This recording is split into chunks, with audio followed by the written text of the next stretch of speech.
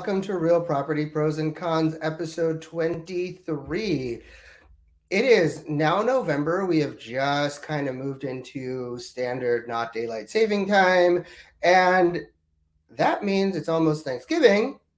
And if it's almost Thanksgiving, that means that it's also almost Christmas. And that also means that it might be time to start thinking about showing off the lovely house that you've bought this year or last year or the year before or really whenever. Show off something about your house, and that often comes in a family portrait. And I don't know if people really do Christmas cards anymore, but I definitely have gotten them. And they're like, Johnny just graduated from high school, and Sally, got her driver's license and decided she was going to get a bright red Honda. And, Dave got a promotion, and Mary, I don't know, also got a promotion. And we remodeled our kitchen, and it's been a great year. Anyway, people don't really read most of those things, but what they do is they look at the photo in the front and they're like, "Aw, what a nice family. They look so much nicer this year than they did last year." And they probably do that because they got either a professional portrait photographer to take their photo or they took a really cool photo themselves. But regardless, I thought, real property pros and cons, yes, wants to talk about real property pros. One of the things about owning a house and having a family and the holidays is you want to show it off and you want to take photos and you want people to think that you look good in those photos. And so I looked around and I thought, who might be a good person to talk about photos? And so I kind of looked in my I used to say Rolodex. I looked in my iPhone. I looked in my phone, and I was like, "Who here is a photographer?" And I was like, "Here's a really awesome photographer who will let me go into her studio and randomly take some short video clips, and then she'll come back on this show and she will talk about those video clips." And I was like, "This is great. I really love that." And she agreed to do so, and we're here with her today, and we are going to talk about portrait photography and portraiture and stuff like that. So stay tuned right after this brief interlude.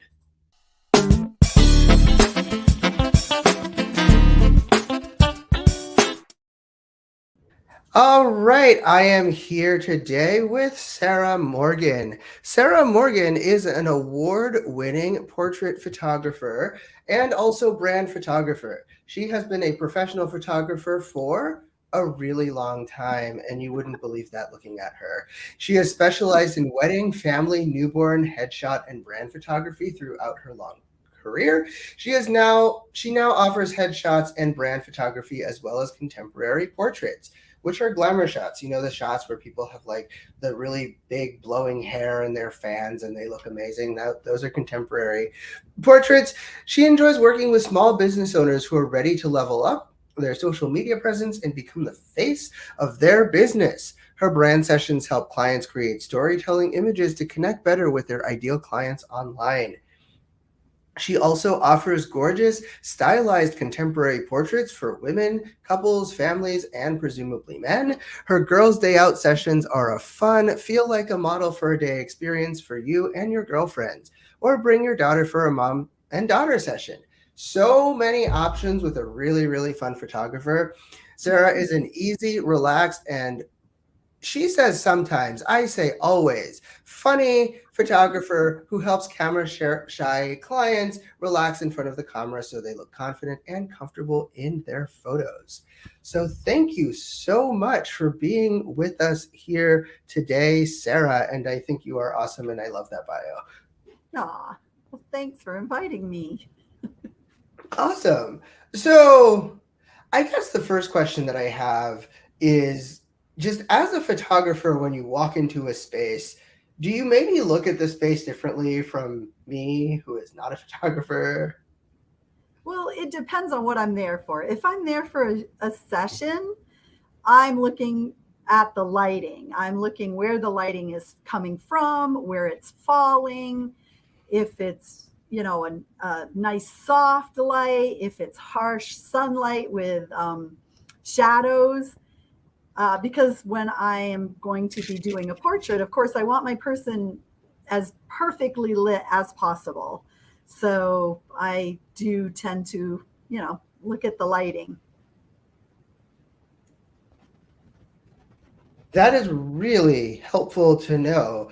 And we actually went to your studio and we went around a little bit and we talked about things like lighting, which was really cool. So I'm going to probably run the first clip that we did, and where you kind of just talk about taking or taking family photos. So let's run the clip. Hi everyone, I'm Sarah Morgan and welcome to my studio. This is my office and sales room, but today we're going to pretend it's a living room and try to show you a few easy ways to take some family portraits in a small space in your home. So one of the first things you want to look for is good light within your space. Now we have this big window, which is good light, but you don't want to stand with your back to your light source. So it's always better to be across from your light source, which would be across the room. You can see how much better the light is on my face. I really love that clip because it really makes a huge difference. Like at the beginning Lighting of is everything in photography. It's all about the light. So it's the first thing you need to consider. And so what are some things to consider when you're thinking about light?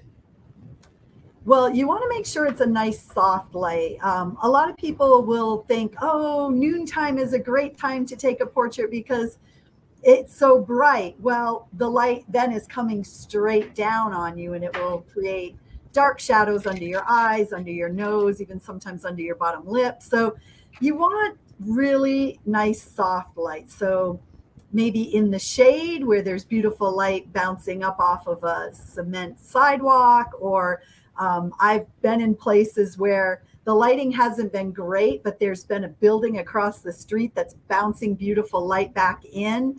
I've used that. I a lot of times bring my studio lighting if I'm going someplace that's has a lot of trees, and so there's that dapple lighting where you'll have bright spots and dark spots on people's faces. You don't want that. You want their faces evenly lit. It's just, there's so much to think about with lighting. It's like, it's so automatic to me now. When I see it, I'm like, oh, there we go. This is the spot. Or I use flash or studio lighting to fill it in to create a soft, consistent light on people's faces. I think that's really helpful to know. And also, I'm kind of curious. It sounds like you have been a portrait photographer, but it also sounds like you've done other types of portrait or other types of photography. I wonder, is portrait photography, whether it's families or anybody else, is it different from other types of photography?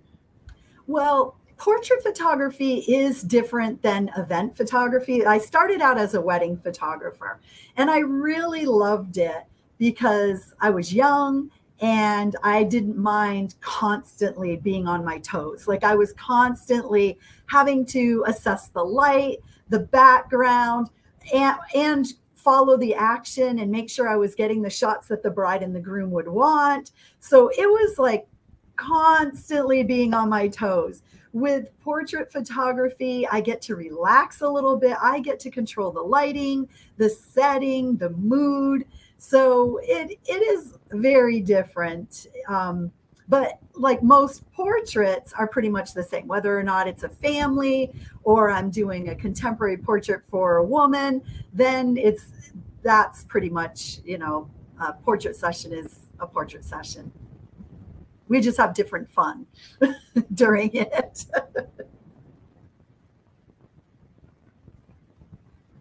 Oops, I can't hear you, Franz.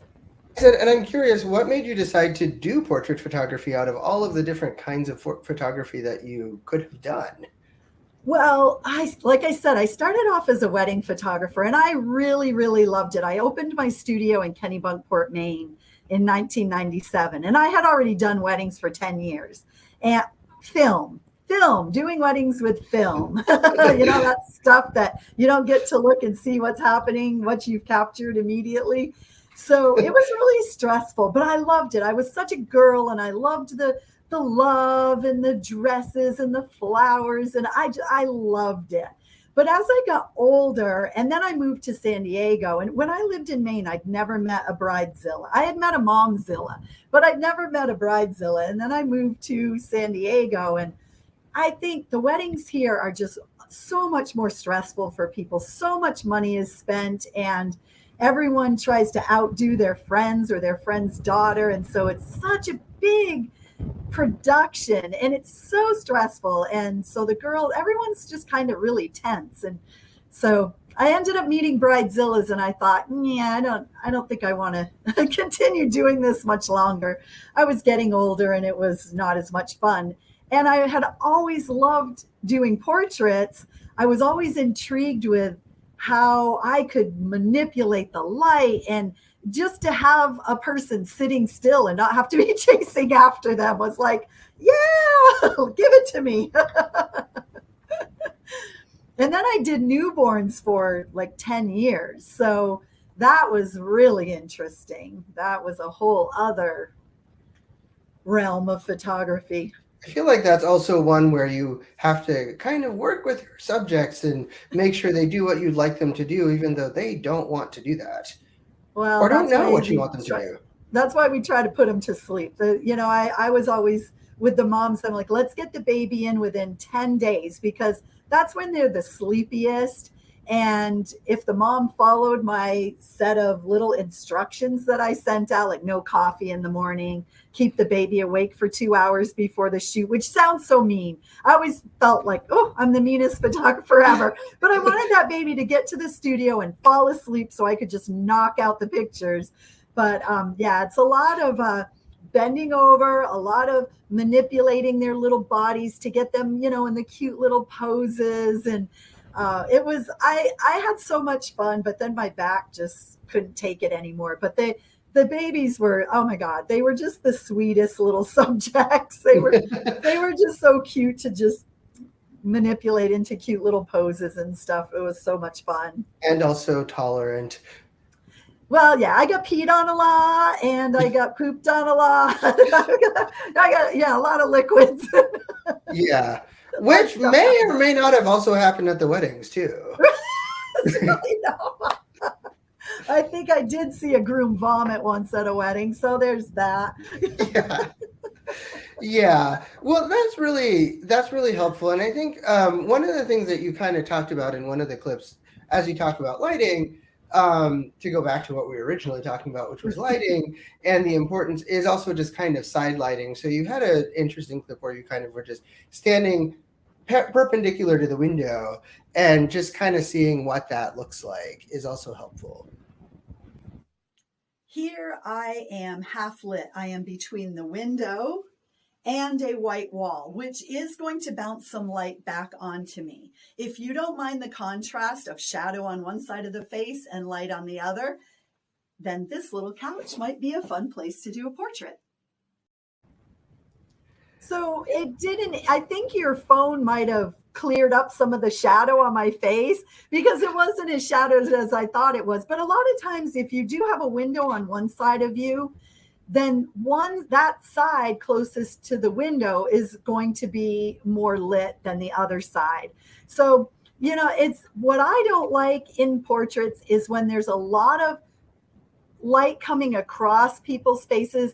Kids, it's great. Older people like myself, we don't need all that light falling into any little cracks or crevices on our faces, or it just accentuates wrinkles. So for older people, older clients, myself, I like light coming straight at my face, because it just kind of softens and fills in a lot of little things.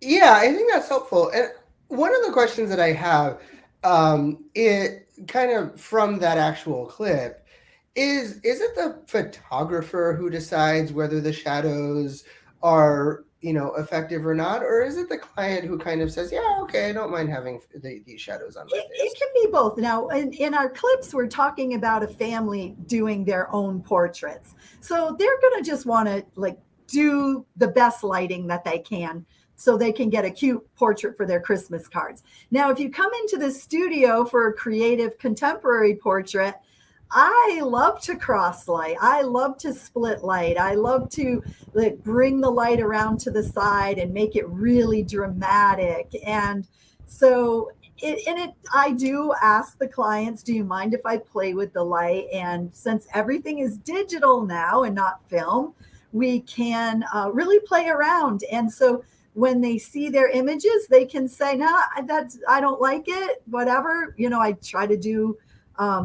a lot of different lighting setups, a lot of different poses, so they get to actually choose out of their session what they like the best.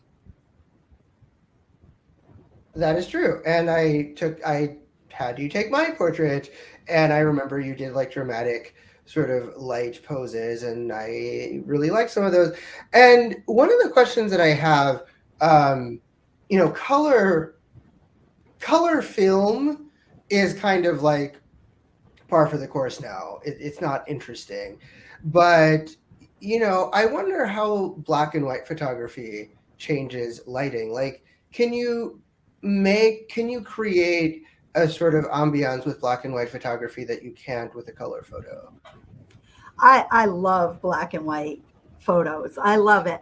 It eliminates so many distractions. Like if I have a family portrait, and I always talk to people about what to wear, whether or not they listen to me is another thing. But I've had people show up with flowers and stripes and like, oh my gosh, their clothing is so busy. And just turning that into black and white eliminates so many distractions. It doesn't really change the lighting of a photo because it's just basically taking out the color. It's not changing the lighting, but it can eliminate a lot of distractions in the background. And in the studio, it just is super creative. I love to add grain, and there's so much you can do with black and white to just make it really cool and interesting. Yeah, and I wonder, like, does the black and white actually accentuate the lighting? Does color sometimes sort of It give can, you? because the lighter part of your face will be much brighter in the black and white. And we have all these programs now that are awesome, like Lightroom and Photoshop. And so we get to play with all that, the lightness, the highlights, the brilliance, the darks, the shadows. We can move sliders around and really change up the images. So it's just fun. I mean, now everything is shot pretty much in color, so we always just think color. But I think black and white it's so gorgeous. I love it when I would they say, agree. "How would this look in black and white?" I'm like, beautiful. I would definitely agree with that. Um, and I guess one of the other questions that I have is, did you go to you? I mean, you sound very knowledgeable and experienced. Did you go to school for photography, or did you go to school for something else? And I actually have a degree in accounting, Franz. And I worked in banking for 15 years. I worked at a software company as the corporate trainer. And then I got married. This is real to honestly what happened. I got married, and when I was looking for my wedding photographer, this was in the mid 90s in Maine. Okay, so we're all way behind the times of California. But when I was looking for my wedding photographer, I wanted somebody that would just really capture my day, like all the little nuances. And everyone was still doing staged portraits, restaging the ceremony and shooting it. And oh my God, I ended up not loving my wedding photos. And I was talking to a friend of mine and showing her my album and going through the book. And she's like, "Oh, these are pretty." And I'm like, but if he had taken that photo of my mom and dad just talking to each other instead of smiling at the camera, I think it would be more interesting. So every page I had some take on it how I would have done it differently. And so when I closed the book, she said to me, "I want you to photograph my wedding, and I want you to photograph it the way you just told me about.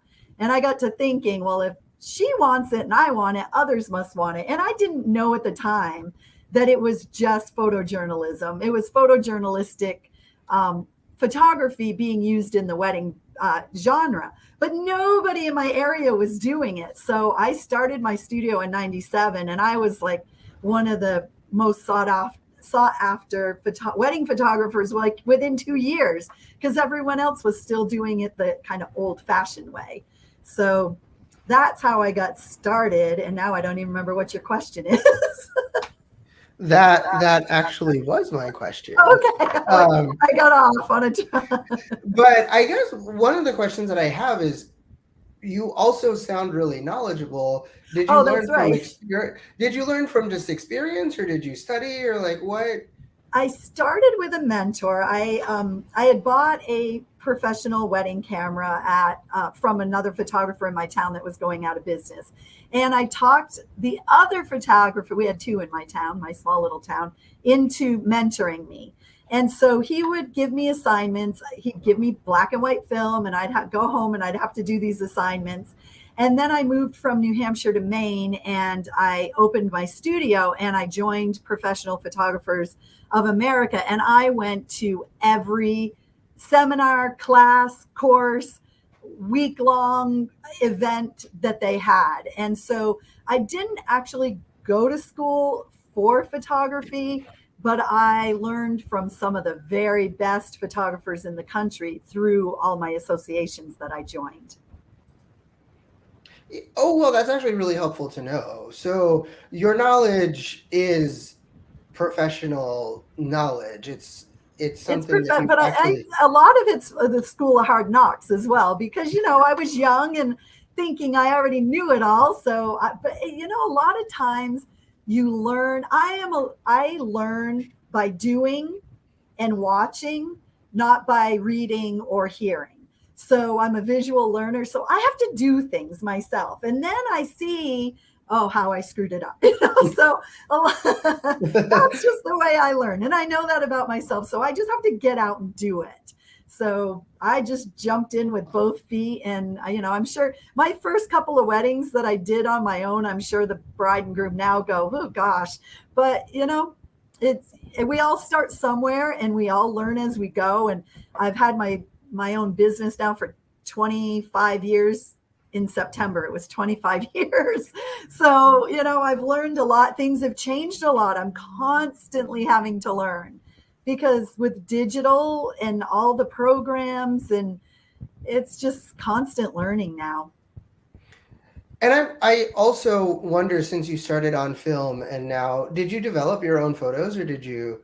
I never did. I didn't like being in the dark room. It felt, I did and I didn't. I didn't like being in there for hours and hours. And I did not want the responsibility of developing my clients' photos. I was like, no, I've had the same professional lab since I opened my business. So I let them do that. I did some black and white, but I wasn't a fan of the smell of the chemicals and breathing the chemicals in. But I did like the creativity of it. But I feel like I have that now with Photoshop, and I get to just be at my desk and not in, some dark little room. That's true. But how do you think digital photography has changed the photography industry as a whole? Oh my God. Well, everyone now is a photographer, which is great, because I see some of the most creative photos and things on social media. It's made it a little more difficult as professional photographers to get people to take us serious. That, like, having a beautiful family portrait. After my mom passed away, I had done a family portrait in 2010. I dragged my family together to get this portrait. And everybody was complaining they wanted to go do this and that because it was a beautiful day. And I'm like, no, we have to do this portrait. And then my mom dies 3 years later, and now everybody's happy we had the portrait. So I'm like, it's really, to have a professional portrait done of your family. It's just a beautiful legacy to leave, because once we're gone, all we have left are videos and portraits. And it's just to have a really great one is pretty amazing. Yeah, I think that's true. And I think that actually kind of nicely segues into our next clip where we talked about um, well, we're gonna pick the clip about locations, and I don't remember if it's the third one or the second one, but that's the one I'm gonna play. So the second thing you want to think about is a cute location. Once you find some really beautiful light that's nice and soft on everyone's faces, look for a cute little spot with a pretty little background and have everyone gather. And the most fun photos are when everyone hugs together or piles in a pile on the floor. And it just makes the photos very personal and fun.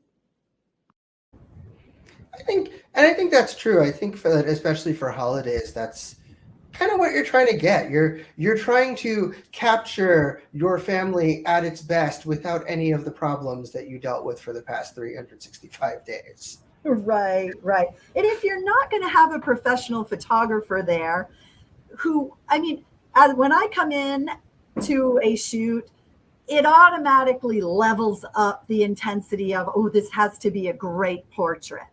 If you're doing it yourself, like you just get to have fun and just be silly and take some just really cute, sweet pictures. Now, having a professional come in, it's a different level. You've got the really professional portrait, a posed, gorgeous image. Doing it yourself, have fun with it. Just have fun, make it look spontaneous, make it just sweet and fun. Yeah, I mean, I really think that that's how, honestly, that's kind of how portraits really should be in general, especially if you're taking it yourself. Yeah. Um, and Don't put a lot of stress on yourself trying to get the Currier and Ives picture when you're taking it with your phone and having to set a timer and go jump in. That's not going to happen. You're not getting Currier and Ives. You're getting fun and spontaneous. So just go with it. right, and I think it's really important for people to remember that about sort of getting a photo taken or taking like personal photos. It is to have fun. And there is something really nice about the authentic sort of real photo as opposed to the staged perfect photo, which is also Absolutely. nice. It's more Um, real. It's reality. It's your kids being them silly selves. And that's when I come in, the kids all, they get a little nervous. They're not sure who I am. They're not sure. Some go off the rails with excitement because something new is happening. And so they're not their real selves like they are when they're home with their mom and dad. So, just with mom taking the photo or dad taking the photo, the kids are going to be more authentically themselves. So just go with it and let them be themselves and go with the spontaneity. yeah, I agree with that. And one of the questions that I have, just in terms of property and real property, moving into a new house is often a time when people are like, hey, you know what we should do? We should get a portrait so that we can put it in this place in the Yeah. house because it's our house now. And this is going to make it feel like it's really home. A nice big one would look good over your fireplace. Exactly. A nice big one over the fireplace or whatever. And can when people are thinking about doing that, at least from a portrait photographer perspective, can you talk about maybe some things that they should think about? First is, where do you want to put it? So I need to know, do you want it horizontal? Do you need it vertical? And so say Franz needs a family portrait and that is his living room. You want to wear colors that match or complement the decor. So you don't want to go off and have everybody dressed in green if you have all orange or rust colored. You just want your clothing to complement your area where you are going to put the portrait. Clothing is like half the portrait anyway. So that's another whole podcast. But you Yes. definitely want to look at where you're going to put it and what orientation do you need, horizontal or vertical, and what size do you need? Because the bigger, the more expensive. So you and us photographers, we have options for people. They can have it framed, they can have it canvas, they have bunches of options, but we still always need to know, where are you going to put it and what size do you need? And when we're shooting, we need to know, do you need me to shoot horizontal or vertical? And it sounds like it can be cropped afterwards, but it's not going to be the same. Yeah, it depends. Like if I come in kind of close and I'm shooting horizontal and then you decide you need it vertical, well, where am I going to get the top and the bottom of the photo? I can maybe clone it, but it depends, like if it's all fall leaves and or grass, maybe I can clone it. But not always. If it's like your living room or something, I'm not an artist. I can't recreate your coffee table or something that isn't there. So that's definitely like one of the first things I always ask is, what orientation are you going to need it, vertical or horizontal? And then what size, and where are you going to put it? What colors should you be wearing? Yeah, I think that's helpful advice. And I also think that that's stuff that people don't necessarily think about. And the other thing that I'm kind of curious about is just posed pictures, right?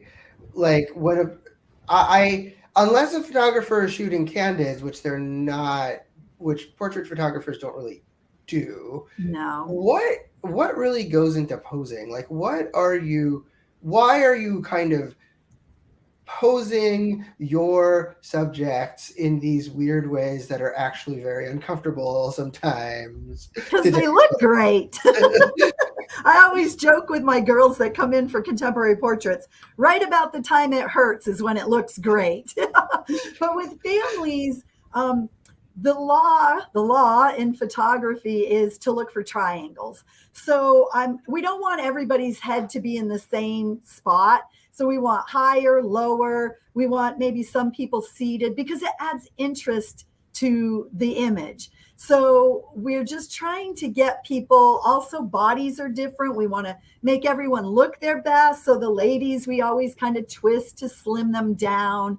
And maybe a gentleman has a beer belly or I don't know, whiskey belly, and sometimes putting a child in his lap to hide them. So a lot goes into it when we're posing, because we're looking at making everyone look the best, as well as making the overall portrait interesting and beautiful. And I'm curious, what is interesting in the portrait? Like what makes the portrait interesting? Like body shapes, and also not having, like I said, not having everyone standing with everyone's head in a line. Like we did that in wedding photography. That's kind of how everybody ends up, like you do the bridal party, everyone's just standing because there's not, you're there, you've got not much time, you got these pictures, all these pictures to take. So everybody's in a line. So everybody's heads are pretty much, like in the same position. With a family where we have time and it's a portrait, we're not rushing to get to a reception or something like that. We may have I do a lot of pictures at the beach and we have rocks. So by putting people on different rocks and putting their bodies in different positions, it makes the portrait more interesting in that everybody's body is not exactly the same or in the same position. Which is, I guess, more visually interesting. It's like more interesting to watch. It gives your eye more to look at. Like your eye wants to go through the picture. And like you hear of leading lines, a leading line will bring you into a picture. And then where does your eye go? If everyone's standing in a line, it's going to go and out of the picture. If everyone is sitting on rocks and in different, your eye's going to come in and kind of look at this person and down at that person and up at this person and that I missed that baby, and then go over here. So the longer that somebody looks at a photo, it's considered more interesting to have a viewer get more engaged in a photo and look, stay in it for longer before they go and out. So it's like, sense. I guess it's similar to web design where you want people to click through your website and stay on your website longer. Stay. Yeah. Yeah.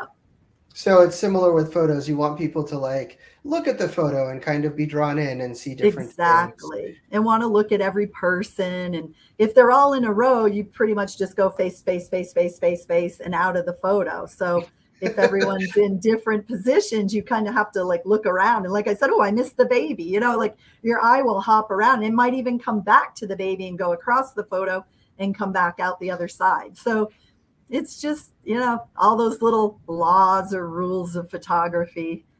Interesting Yeah, that you learn when, everything's supposed to be triangles throughout the photo. at least in family photography or in any photography. Well, we try to do it in wedding photography, but definitely in family photography. Okay, so people will just kind of Or like try group. to. I guess we should say group photography. Like if you look at pictures like the Kardashians, some are seated, some are standing. They're all doing something different. It just adds visual interest.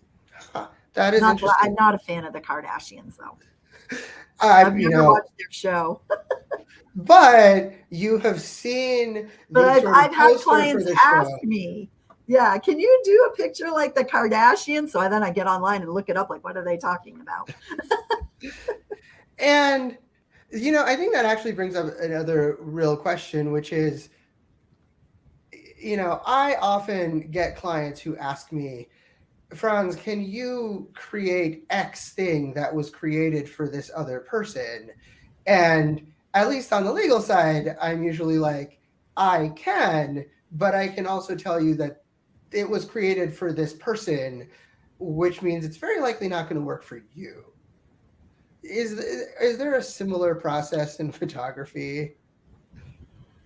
Well, I do a lot of headshots for realtors, and somebody will come in and say, "Oh, I saw so and so's headshot and I really liked the pose." And I can try to put that person in the same position. Bodies, like my body moves different than your body. And I can do weird things with my arms. I tell my clients do this and they look at me and they're like, I can't do that. So, it's like no matter what you try to recreate, everyone's different. It's going to come out a little different. We never can copy exactly what somebody else has already done. And it might not work the same. So the Kardashians obviously Yeah. they have their body shape, Yeah. and the Hiltons have their body shapes, and Right. Right. the Hiltons and the Everyone's different. Kardashians may not. If you pose them in exactly the same way, it might not look as good for one versus Right. the other. Yeah. Some people's necks don't turn the same. Like my neck, I don't want to be turning it too far right or left. Some people have fused spines. Everyone has, different things with their bodies. And so it's just, I always feel like just make the photo your own, just make it you, do you, just do you. Yeah, and I think that helps, especially in the case of like branding photography or Oh, family photography. That like family is, even when you look at like a good stage um, family portrait, you can often see sort of the family dynamics in the photo. yeah. I've had family fights break out at my family portrait sessions every once in a while. A teenage boy or a little kid has a meltdown. So then, yeah, you get to see the dynamics of the family. But sometimes when I used to see it the most was in wedding photography, when the ex-wife didn't want to stand next to the ex-husband in the formal photos and stuff like that. But usually family portraits, like everyone can get along for an hour usually. Yeah, although you wonder why the ex-wife is My invited family was the worst. to My family was the worst. Like literally, I was like, "You're worse than my worst ever client, you people." they they gave me the hardest time. Oh my god. probably because they're your family. Yeah, because they weren't paying. If I had charged them, they would have stepped up and behaved. Yes, that is a lesson learned. Never Never take your give own family family portrait. discounts. And also, I think a lot of people do know this if they're watching the show, but maybe some people don't. There you're going to have to take the photo if you're taking your own family portrait somehow magically. And so we have a clip with some advice on how to do that. And I think that'll be our last ish clip, but we'll definitely have something to talk about. The third thing you'll need is either someone to actually take the photo for you or some sort of a tripod. This is a ring light with a couple of iPhone or phone tripod attachments that you can set the timer on your phone and then run around and hop in with your family to get that fun family portrait. Yes. And one question is, those like hook things are probably going to be cheaper than hiring a photographer. Yeah, I think I paid $30 for my ring light. Yeah. And hundreds for a family portrait for sure. Yeah, so it's definitely going to be less expensive than that. And you talk about like leave room for you so that you can come back in. And I have definitely seen not necessarily family photos, but group photos where everybody's like posed perfectly, and then they forget to leave room for the actual photographer who pushes the button. Yeah. And then they run in and they're just kind of like standing weirdly on the end. Or they're still running to get in. I mean, that would be a good family portrait. That would actually. It's like, who's the one family member who's always late? Or who's the one that always takes the photos? The mom, usually. That's why she's never in them. Yeah, that is true. That is true. But that helps. So, we talked a lot about portrait photography and taking family portraits and, people kind of making these decisions for themselves.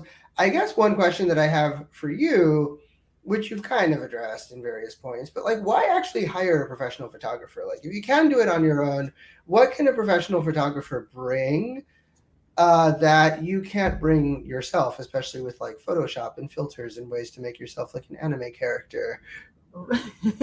Well, the first thing is you already have to deal with your family and, get them dressed and get them ready. So showing up to the shoot and having the photographer take over kind of feels good. We also bring along years of experience. We know the lighting. We can find the perfect spot to do it. I always show up early, or I go the week before a shoot if I don't know the area, and I scout out where I want to photograph people so that when they show up, especially with little kids, you don't want to drag it on for a long period of time because they have a short attention span. Older kids, they'll put up with it for a little bit longer, but you really just want to have somebody there that knows what they're doing, that can pose your family, whether it is a fun pose or a more traditional kind of beautiful pose, and be able to take the photos, click, click, click, without you having to run back and forth and reset the timer. It's just, sometimes having a professional and paying the price is actually just a lot easier. It takes the stress off. Oh, I can't hear you. And it also kind of makes it a little less expensive sometimes. Like, it is like, what value do you put on your sanity? And is it more or less than what the photographer would charge? Right.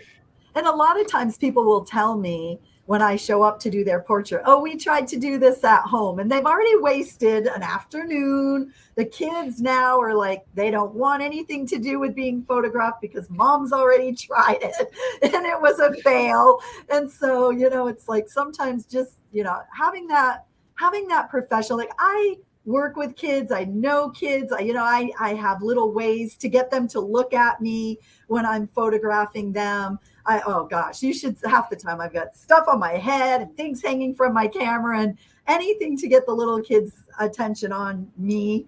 And so that I can get the great shots for mom and dad can just enjoy the experience and not have to deal so much with it all. But yeah, it's fun. If you can get the fun, spontaneous little snap that works, that is awesome.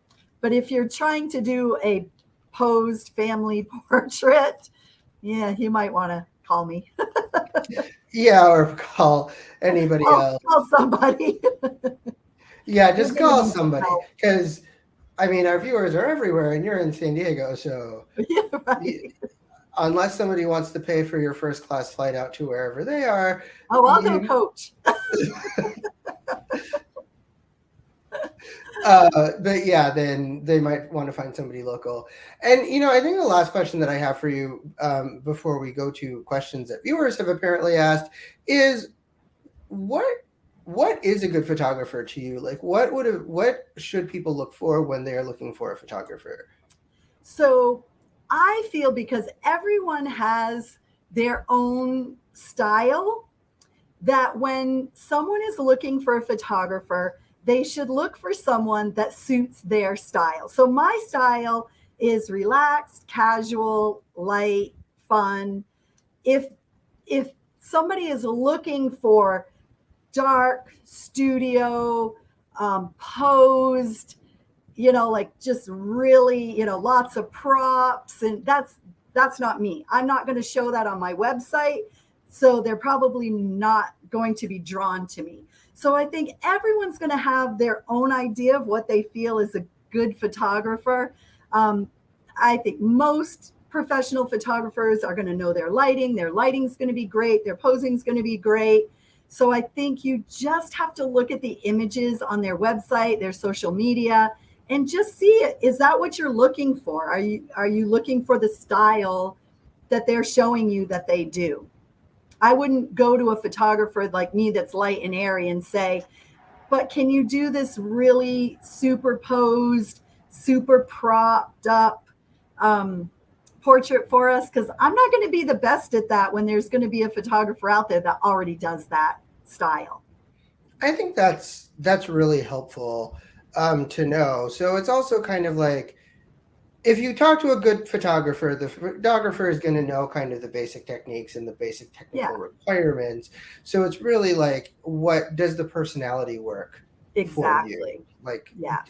is this, which I think Because is true in a lot of areas. I feel like photographers are like realtors. We're all selling the same house. We're all selling a portrait. We're all selling a family portrait. So you're going to spend about an hour with this person plus, whatever their sales process is. Make it somebody you enjoy being with, somebody that you have fun with, or is your style. Like, I'm talkative. Maybe somebody is like, their family's just really quiet and shy, and I might be off-putting to them. So, it's just, you just really need to look for the style of their photography and their energy and see if it matches with your energy, with your family's energy. Yeah, I think that's really helpful. Well, we do have a couple of questions, so we're going to move on to our last segment, which we sometimes have and sometimes don't, which is Ask a Pro on the show.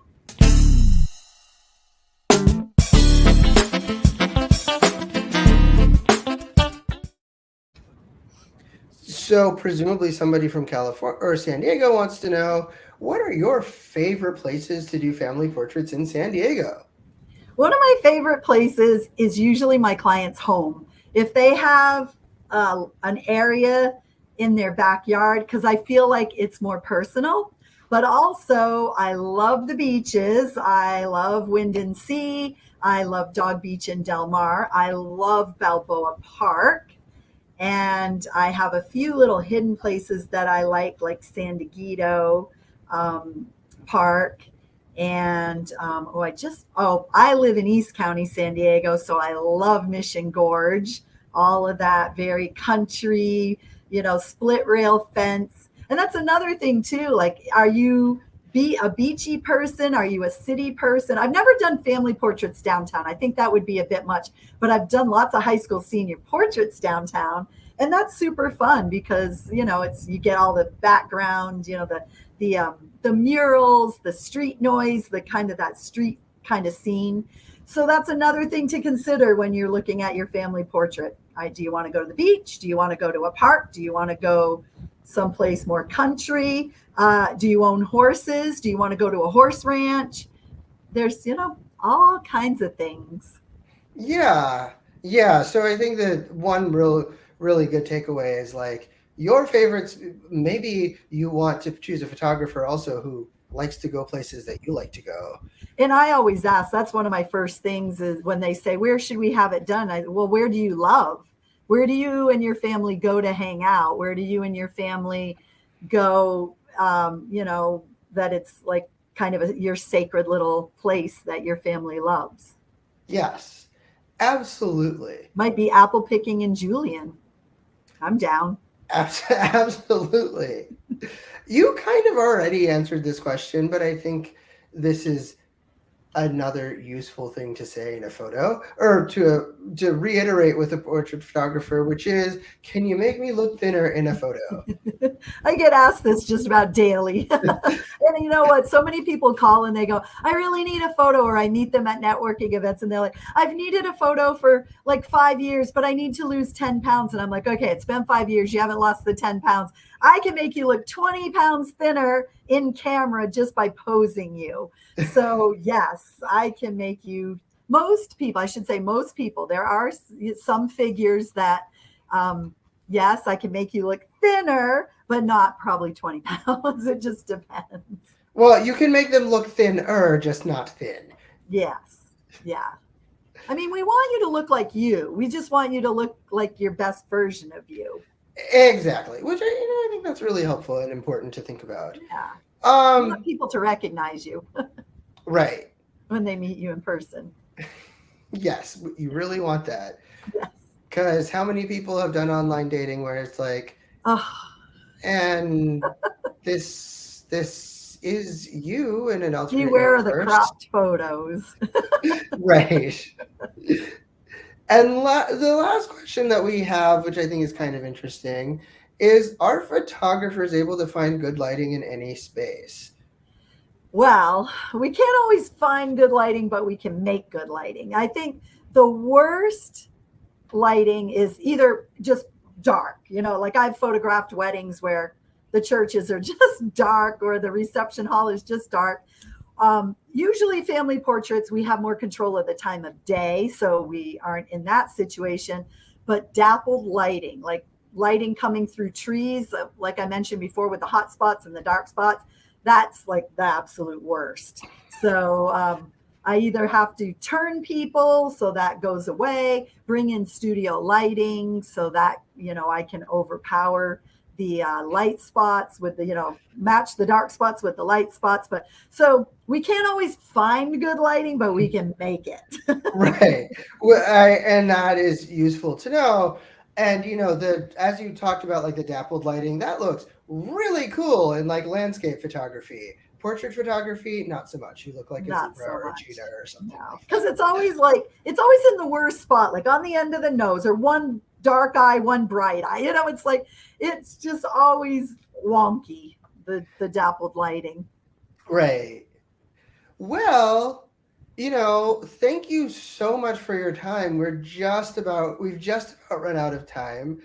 So I guess, do you have any last thoughts for our viewers before um, we close out? And also, how can people get a hold of you if they think you are as awesome as I think you are? No.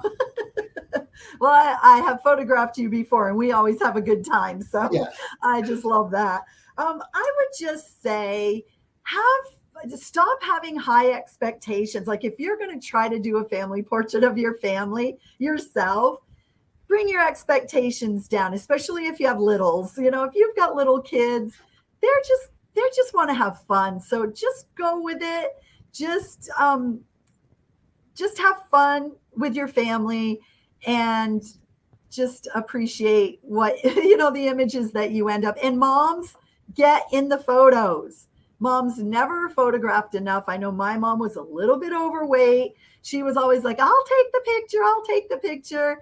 And the moms need to be in the photos just as much as the dads and the kids. So moms, hop in there.